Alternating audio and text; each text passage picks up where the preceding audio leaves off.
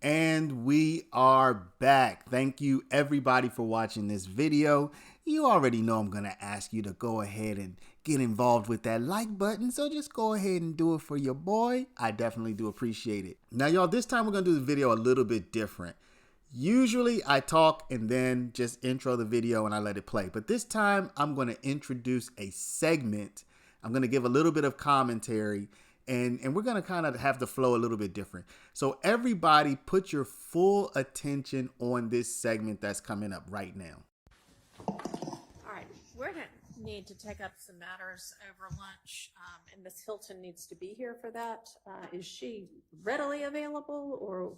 I'm actually, when I saw the email, I was sending word to her to come over, and she's available to come over. Okay.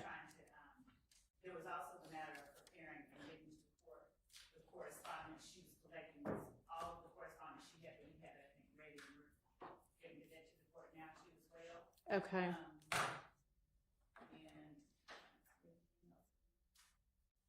So if we can address at lunch as soon as she gets here, everything else. I think there were other matters I wanted to discuss. I asked for permission to speak with the witness's attorney about. Mr. Zachary's attorney? Yes, so that I could address the court regarding anything that we needed to address regarding this. Okay, well, that's not what I wanted to address, but I need Miss Hylton here for it. Gotten a very interesting email. And I'm going to want to discuss it as a bench matter, but it is very difficult to have everybody huddle at the bench. So when Ms. Hylton gets over for us to discuss that, I'm just going to ask that the media and the audience be excused, because you wouldn't normally hear what goes on with a bench conference. It'll be taken down for the record, but it's just too difficult to have a serious, involved conversation huddled around very little space. So why don't you, do you know whether the lunches are here? Why don't we take 30 minutes so that the defendants can eat lunch and then reconvene? Now, when you hear this, right? When you hear this, don't you think, doesn't it sound like Miss Hylton might be in trouble? I mean, this had people like back on the schoolyard, y'all. Oh, Miss Hylton in trouble. Nobody knew exactly what this email was about. The speculation started to run wild.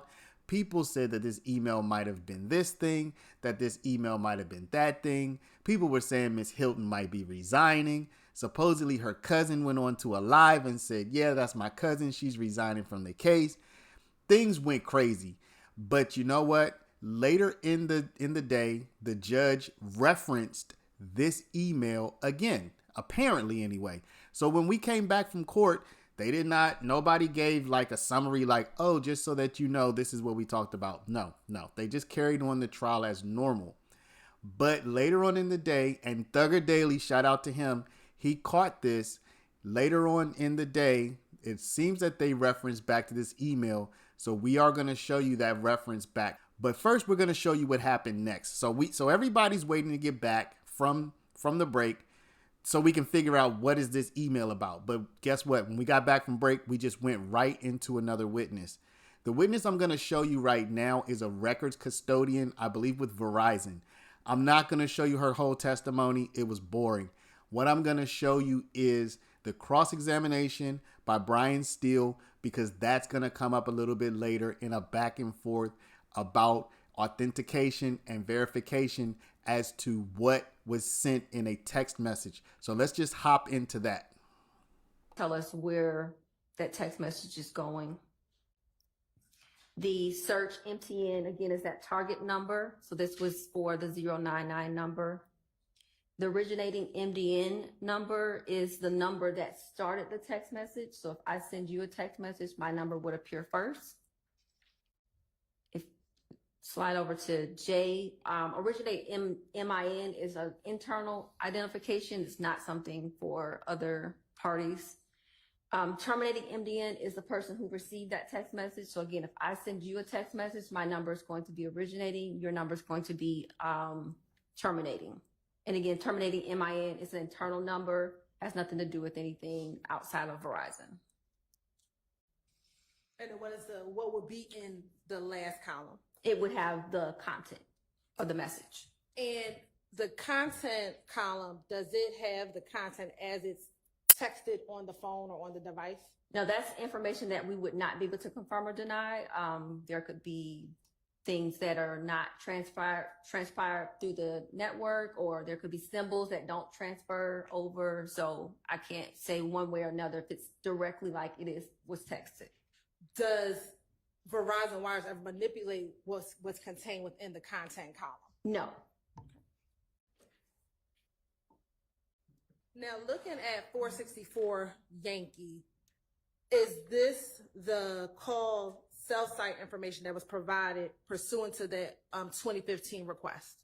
Yes. Okay, and is the information within this document consistent with the information that you discussed, which was in 464 Yankee Alpha? Yes. I have no further questions. All right, do any defense counsel have questions for this witness? No, I don't, on behalf of Mr. Anybody else? No. Okay, go ahead. Thank you, Your Honor. Good. No. Oh, sure. Sure. Good afternoon. Good afternoon. Can I ask you some questions about what's now marked as State's Exhibit number 1TT? Sure. And if you need it, it's going to be displayed. If you don't need it, I just want to ask you a couple questions. Sure. I'm specifically focusing on the text message content column. Do you know what I'm referring to? Yes. And you said something to the effect, I'm not saying this is a quote, but something like Verizon does not verify the accuracy of the content of those words, something like that. Is that correct? In so many words. Can you do me a favor? What happens, like if I was to send you a text and I ask, how are you? On the records, it may not come out like that. Is that what you're telling the jury? That is a possibility. And why, and if you don't know this, just it's beyond my capability, but why is that? There could be a lot of factors, but I wouldn't have the factors to provide to you. Do you know when, like, something is verbatim versus something's not verbatim? Do we have any type of, if you look at the records, any type of knowing, like, hey, this is not accurate, but this one is? Yeah, I would not be able to provide that. I don't have that information to No, I tell understand. It's beyond your, no, okay. So you just can't verify that column. Correct. How about the other columns? Are they fairly accurate? All of the columns are fairly accurate, but I wouldn't be able to say with 100% certainty the text message content is exactly what was text. That's what I was saying. Besides the text message content, the other columns. Correct. They're Phone all number, accurate. duration. They're all accurate. Okay. It's just the text message column that you don't want to verify. Correct. All right. Your Honor, thank you. All right, anybody else? I didn't hear from everybody yet. Any other defense attorney questions? No. Shaking heads? No. Okay. Any redirect? All right. With the text message content, although you can't say that's what was put in the phone, the content that is there, where does that come from? It comes from what was sent through the network, through the switch. Okay, so it's still information, just not right. Okay. Is it? You may rephrase. Thank you, Your Honor. Is it possible it's not the entire text or parts of the text? Sounds like it does. Yeah. Sustained. Let me ask a better question. What do you mean by the fact that it would come in what you just said?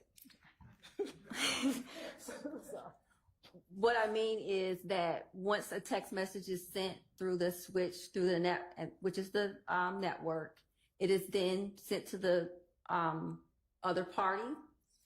When that message is transpired in our content detail, we can't say that there were symbols left out or symbols that are added because we use emojis or pictures in there. So I can't say, yes, there's the whole message, or no, it's not the whole message, because there are other things that can go on to make it where you can't read it, like it's not legible.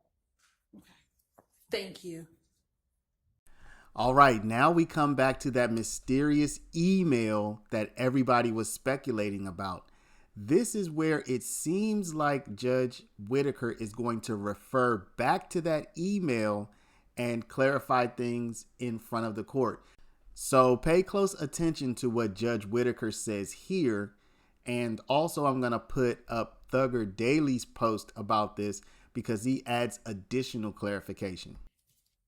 All right, I have listened to the entirety of the recorded conversation between the investigator and Miss B, and she essentially, I guess I see where she got the idea that I, as the judge,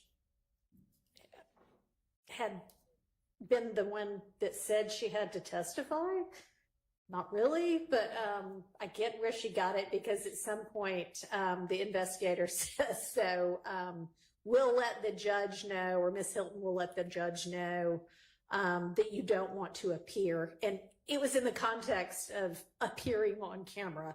But I mean, I guess she took from that, oh man, they still gave me a subpoena, so the judge said I have to appear, when that's not in fact what happened. But there wasn't anything nefarious going on. It was just a kind of a misunderstanding, I guess, on her part. And the only other thing, just for, I mean, she is reiterating very strongly everything that she put in the email that y'all all have access to, about that she wants everybody, prosecution and defense, to know that she does not consider herself a witness. I'm sorry, a victim. She does not consider herself a victim. She doesn't look at herself that way.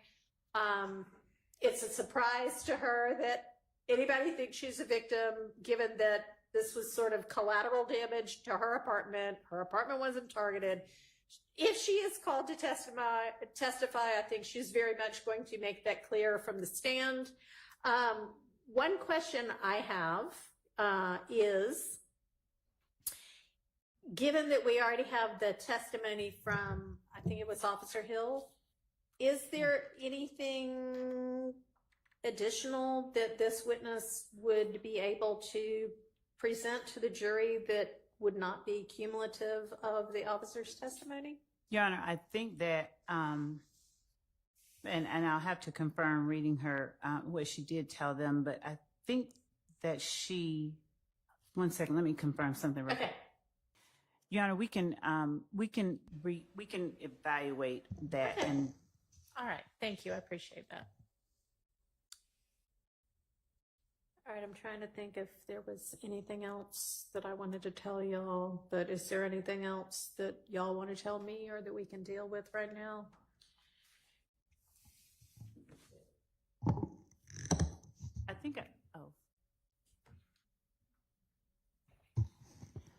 I think I briefly mentioned it while we were there at the bench, and the court said that was something we didn't necessarily need to take up, but there may be, given certain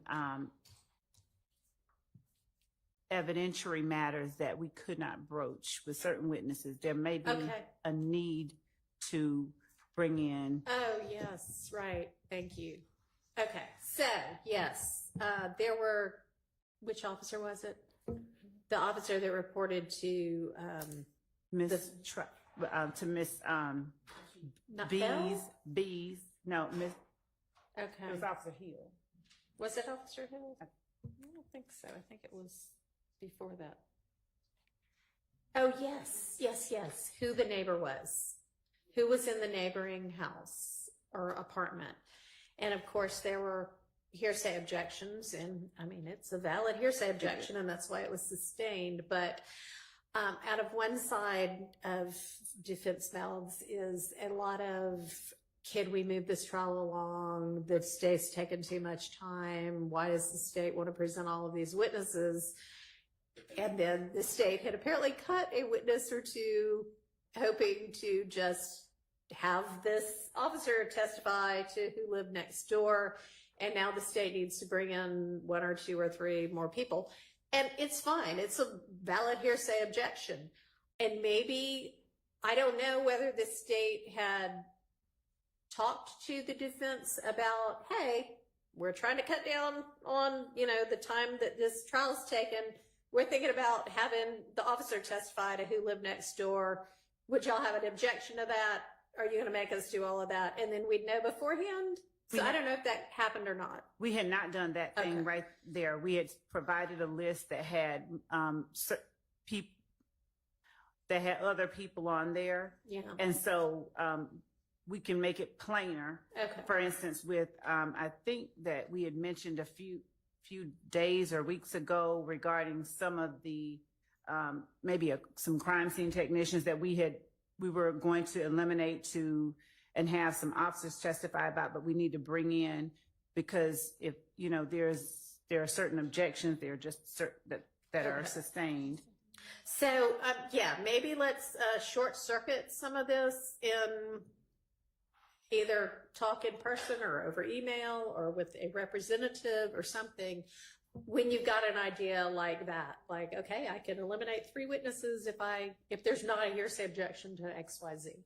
And then defense attorneys, y'all can let the state know what your position is. And if your position is, we don't care about saving 5 days of testimony, we're going to make the objection, that's fine. Y'all can do that.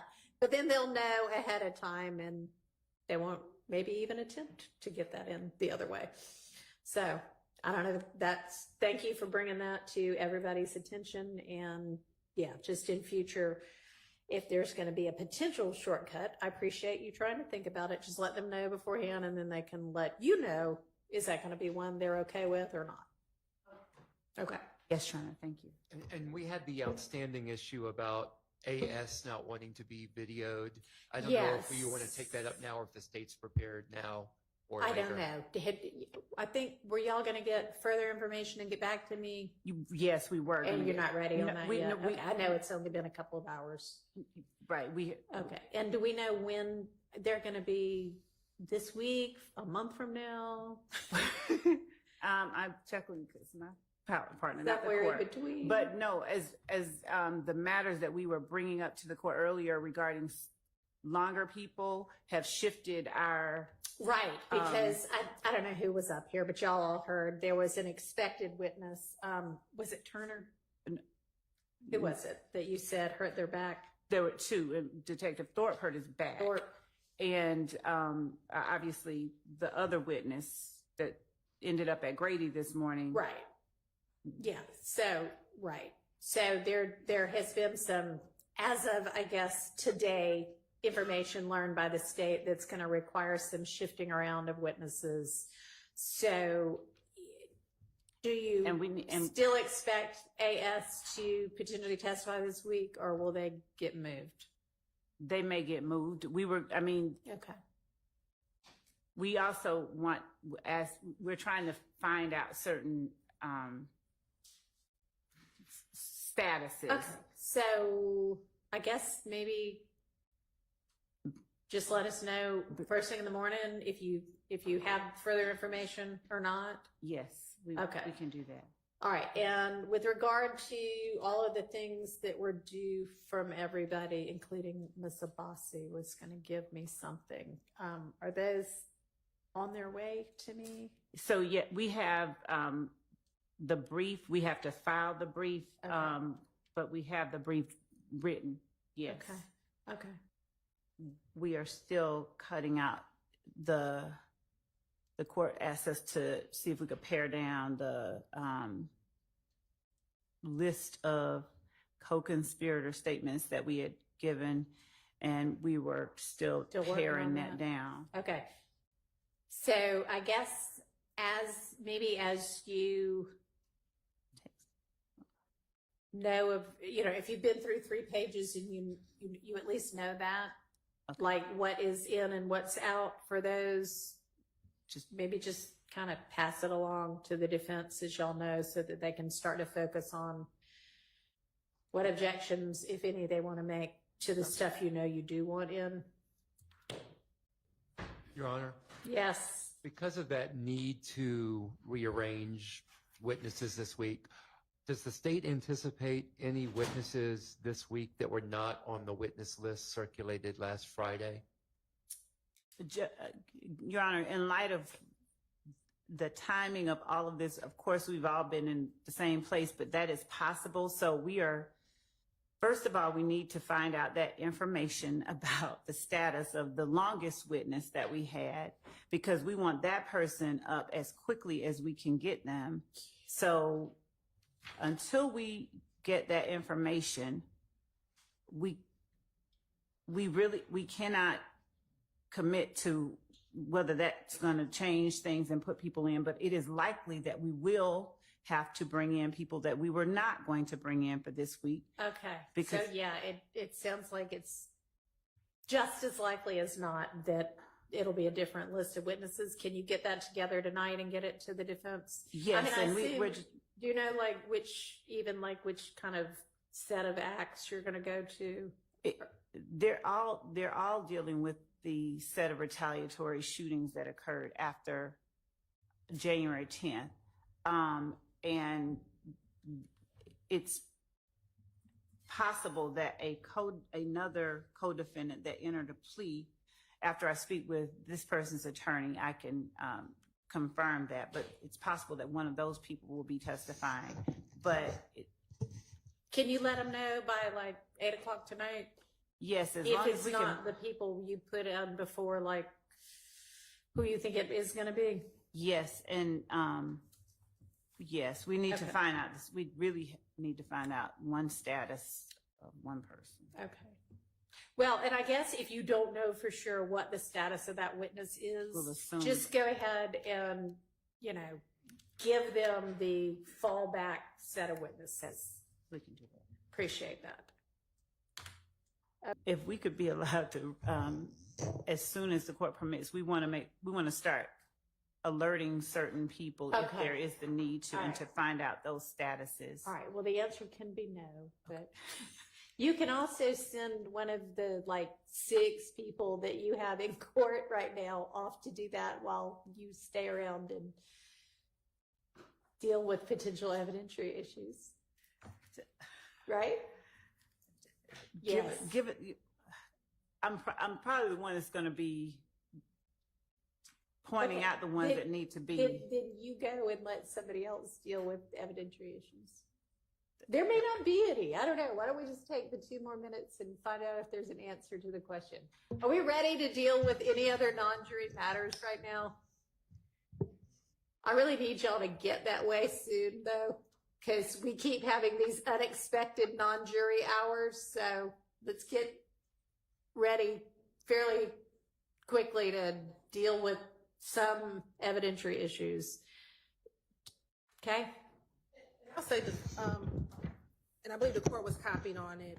Mr. Steele filed after their review of the evidentiary items. So we just need the opportunity to look through Yeah. that Yes. filing, and we can work through that. Okay. Okay. Anything else right now? And if you have made it this far, congratulations, you're a superstar. Listen, if you made it this far, you should drop a comment. Drop a comment down below and say, I made it to the end. Only the people who made it to the end will be making this comment. So we're going to go back now. This is where Brian Steele is going to make his objection to the testimony, or not the testimony, but to part of that spreadsheet that came from the document, the records clerk at Verizon. He's going to make an objection to that because, as you heard her say, she cannot verify, or she can't say with certainty that what's on her spreadsheet is exactly what was sent over in the text message. So the rest of court, Brian Steele and the DAs are going to be arguing this out. So without further ado, let's go ahead and get into it. I found that last witness interesting, so I'm getting cases for you, and I put it in writing just so everyone's alert. Okay. And I put it from me, but I did discuss with everyone on the representing people here, representing the accused here. Right. The last witness said that column in 1TT, she could not verify its accuracy, and she's a records custodian, which has to verify the accuracy, that it comes in the normal course of business, and it is how they handle it, and it's accurate. And I have a couple cases, but I'm looking for more. but I'm going to be objecting to that column. I just wanted to give you, if you want to take that up now, but I am looking for more cases, but that will be an objection. And that was preserved, I know, by, we went to the bench and we had specifics on the text messages, certain words, certain messages were not relevant, but I wanted to make it encompass that entire column. Okay, so the objection at the bench was that in terms of the content, we hadn't hashed out Right. whether And now I'm objecting. everything was going to come in or not. And it sounded like that with regard to authentication, as long as she testified to authenticate everything, And it that's would, my that objection that wasn't going to be made. And I've kind of already admitted it although I think all that's been displayed so far is maybe 1 page worth. Is that right? And you blacked out. This honorable court ordered it blacked out. So there's no, I'm not trying to go backwards. I'm just saying in the future, we would like to exclude based upon that testimony, the text messages. All right. And do y'all want to respond right now or at all, or? Yes, Your Honor. Okay. We believe that the testimony of the custodian was she cannot verify what actually gets transmitted into the document, but the document as it is what Verizon gets, what Verizon produces, and that none of the people at Verizon manipulate what is in that content column, but it's solely because of transmission. She even gave the explanation. An emoji might not come through because of however the language changes. When I say the language, I mean like the technical language changes, but whatever is in the record is what has been transmitted and produced into the record. And so is what Verizon has. Is what Verizon has, and Verizon produces what it has. Yeah. So, I mean, I think to that extent, it is authenticated as the records Verizon has. And with the sort of caveat that what is shown in the content column may not be precisely what it was my understanding she was saying it might not be precisely what the ultimate recipient gets because it doesn't pick up, it may not pick up something like a symbol or an emoji. Yes, Your Honor. Yes, Your Honor. So I don't think that that column is not properly authenticated. I think it is. It's just that you all will be able to make whatever argument you make about whether they should believe anything about what is said for the content of that. It is what Verizon gets from the switch, whatever the switch is. She would, and obviously Miss Winfrey would be the best person, but the way I have it is Miss Hylton asked Miss Daniels, the witness, and the content column talking about what we're talking about, does it have the content as it is texted on the phone or on the device? And Miss Daniels said, no. That's information that we would not be able to confirm or deny. There could be things that are not transferred through the network, or there could be symbols that don't transfer over. So I can't say one way or another if it's directly like what it was texted.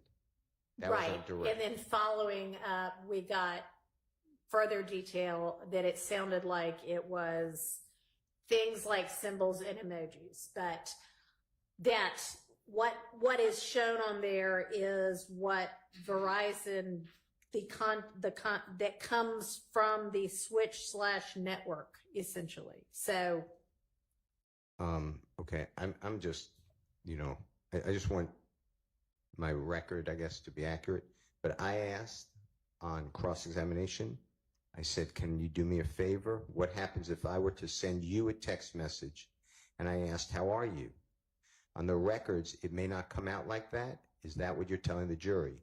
And her answer is, that is a possibility. Yes. That has nothing to do with an emoji. That's the words. I heard that too. She said there could be a lot of factors, but I wouldn't have the factors to provide to you. I'm not able to provide that. I don't have that information to tell you is what she said. Okay. So I would like you not to admit that column. Okay, well, it's somewhat problematic that you're only making the authentication objection now after the witness is gone. I'm not trying to, I thought we made it, You made a relevance, well, not you, but you, the defense team, made not even a relevance objection, but made an objection to essentially the kind of thing we had. I understood it to be not as to authentication of anything, but as to should something nonetheless be excluded content-wise because of some other objection, like we've been hashing through with other people's phone calls and interviews and all of those kind of things that are otherwise objectionable. And I'm sorry, that was the way I understood. I think I even said so not authentication. This is just going to be authentication here.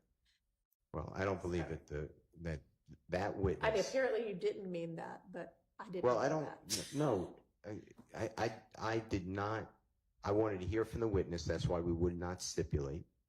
And the witness, I don't believe, laid a proper foundation before this honorable court for text message content.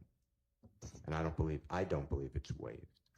Your Honor, I believe their argument would go to weight and admissibility. She said that these are the records that Verizon gets, these are the records that Verizon produced pursuant to the subpoena that she received, and that this is the information that was given from Verizon. Now, whether or not defense counsel wants to challenge the content inside of it based upon what she said, they can, but the records themselves is what came from Verizon. I think she was clear in.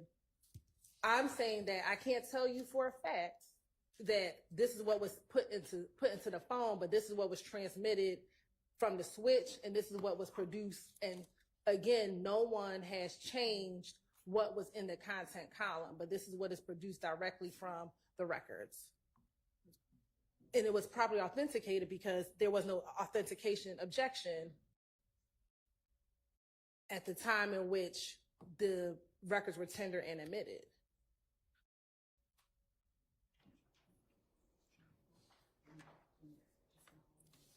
And these records have been provided to defense counsel, I believe, since 2022. So that column is there. So even when she began talking about it again, doesn't change the fact that the records themselves are authenticated. I mean, I really do think that if there was going to be an authentication objection to that column, even, that you could easily have alerted the court to the fact. And I know you were examining her about, well, is the content going to be exactly this, or, is this something that if displayed to the jury and it says, how are you? It may or may not have actually said, how are you? But with regard to it being the record of Verizon, you should have said, I've got an authentication objection to this based on what she said. I'll look at a waiver issue, but Okay. I don't believe, they put up the witness, it's their burden, and the witness did not come through on that column, in my opinion, and we voiced an objection.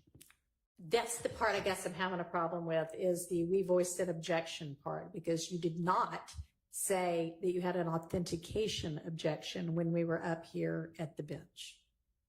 Okay, so whatever was said at the bench is said at the bench, and then we blacked out, we mean the court blacked out, and now I don't believe that there's any reason to say that it's waived, because it was blacked out, not discussed, and the witness did not lay the foundation, in my opinion.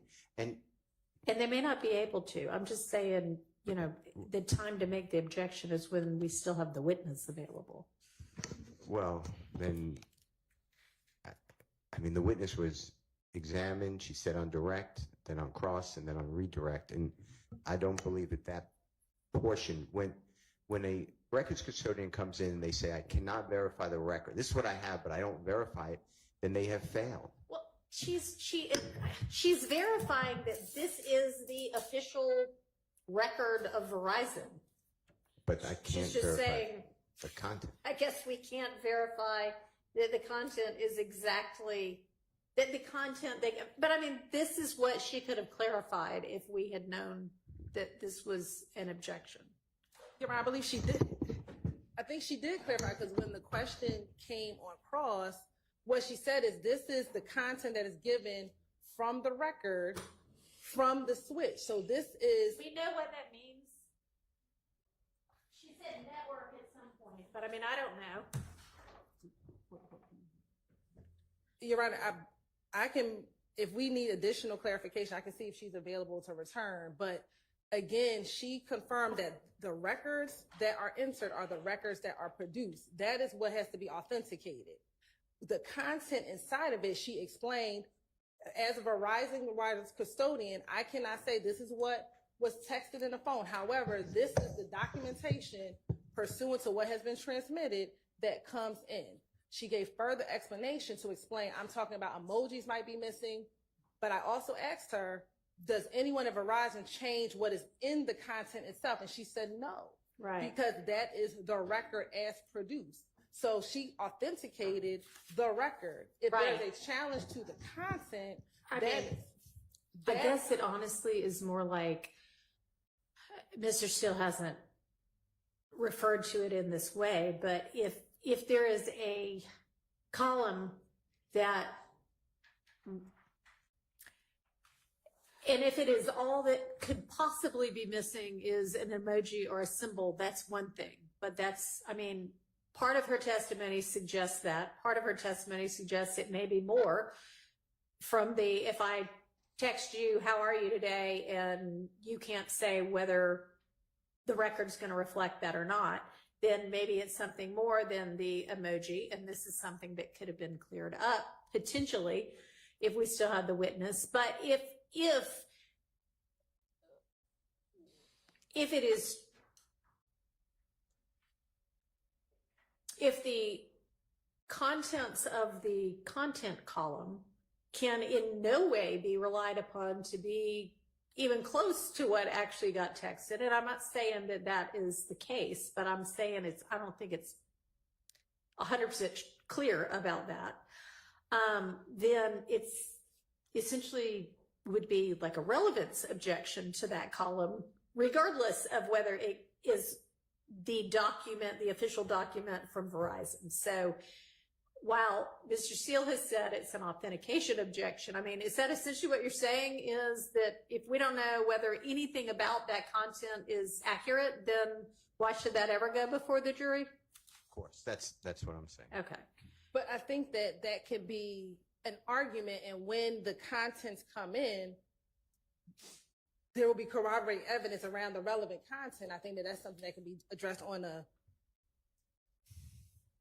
text message by text message basis once we get to that portion of the identified text messages in the relevant portion of time.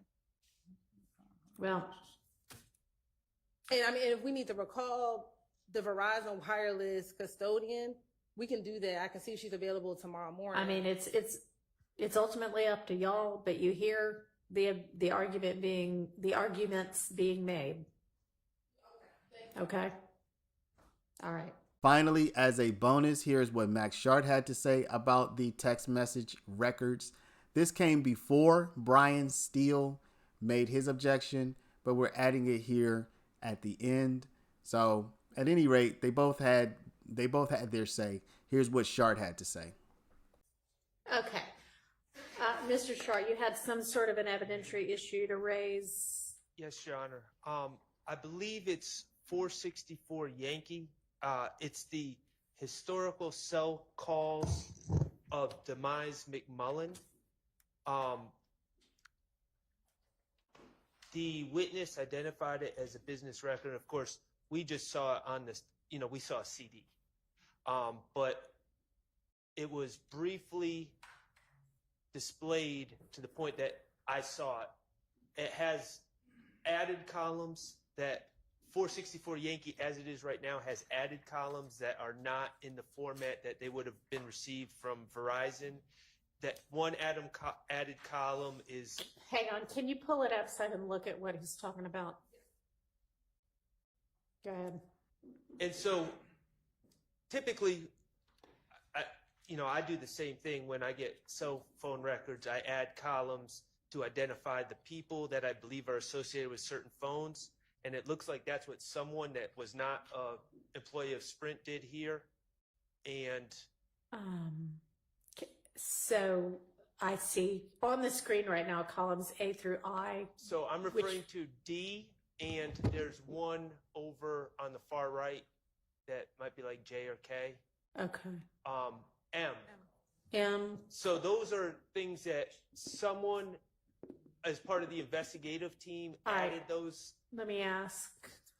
So we actually did, yes, and we are deleting those columns and adding them to and making sure that the correct column is there. I don't think myself or the Verizon custodian, because she observed these records or she reviewed them, she must not have caught that, because we sent these to her so she can look through all of the documents. And so once we publish this is when we noticed that we immediately put it down. And so all the other columns are the same as the historical cell site explanation. Other than D&M? Other than D&M. So y'all are going to withdraw 464Y and put in a substitute 464Y that does not include, or that shifts everything over 2 columns, I guess? Yeah, so or what? 464 Yankee is what we thought was the entire Verizon records as returned. So we're going to take out this one document and replace it with the right. This one. So it's only this one McMullen cell site, yes. Okay. Okay, let's try to be a little bit more careful, please. Yes, and we will, Your Honor, yes. Anything else on that?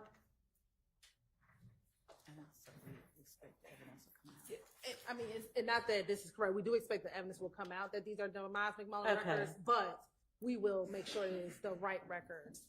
Okay. And actually, one thing you just said reminded me of something that I wanted to bring up. You had said you sent them to her to review, and that's great. But that just reminded me, we've had 2 sort of, I don't know, crime scene-ish type witnesses on the stand today. One of whom reviewed 60 pictures on the stand, and one of whom reviewed 127 pictures on the stand. And they actually did that pretty fast. But is there, I mean, would anybody have an objection to, when we're talking about, you know, the actual people that took the photos, who are also kind of professional at doing these kind of jobs? I don't mean like a victim of a crime and this is her house. I don't mean like that, but like, you know, the reporting officer to the scene. Would y'all have any objection, and this goes for everybody in the event that the defense ends up calling witnesses as well, to just being able to have that witness when they're waiting outside, go ahead and review them just to see, you know, hey, are you familiar with these? So that when they're on the stand, you can say, you know, you reviewed them outside at you know, everybody agrees and all of that's fine, but that might save 10 minutes, 5 minutes here and there. So, Your Honor, actually the witnesses that had reviewed them, they, in one instance at least, the 128 photos, they had actually initialed every one of, like they had reviewed. Right, but when they get handed to them by an attorney and say, can you, and I know that's like what, you know, the process is, but it is equally okay to say, you just review, you know, you just now reviewed these outside, you know, are you familiar with them? We can do or whatever. And I mean, obviously if you give them to them and say review, they're going to do it again. But anybody have a problem with us, you know, maybe like cutting out a minute or 2 here or there just by doing it that way? Everybody's good with that? All right, let's, you know, from now on, and maybe it'll save us a day or something. I don't know. Okay.